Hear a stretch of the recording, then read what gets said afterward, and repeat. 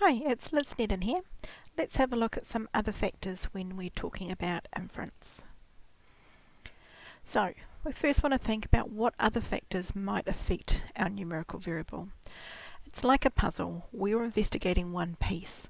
So we might be investigating what happens with the heights of young children versus adults.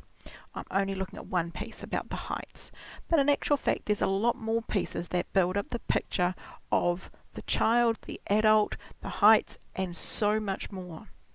So what I need to think about for other factors is I need to think about what are some of those other factors to paint this big picture.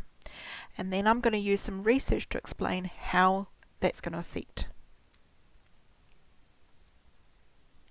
So here's our problem. I wonder if the median weight of teenagers is heavier than the median weight of young children for all children in New Zealand. So I'm comparing teenagers with young children and I'm looking at their weight. So in terms of other factors, I start with kind of like a little brainstorm and think, well, what else affects weight other than whether they're teenagers or young? So that's kind of like an age factor. So what else could affect it? Well, I know genetics. I know some of my friends are particularly tall or particularly short, and that often comes in families. So there may be some genetic component to the weight issue. Maybe there's some issues with exercise.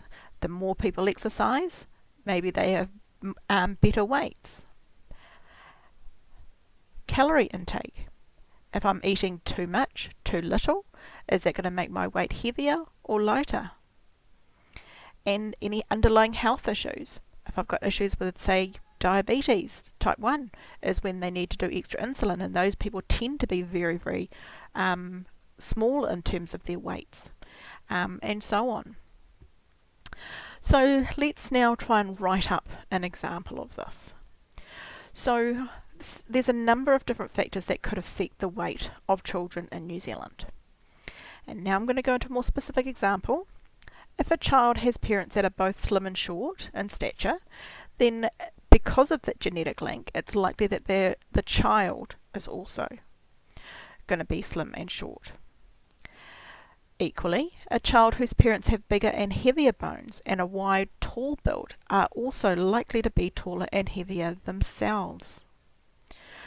So I went and then found some research, and in my report I've added this as a footnote and a reference, and there's a study published in the UK that talks about how there is a link between people's weight and their genetics, where being slim is a heritable trait.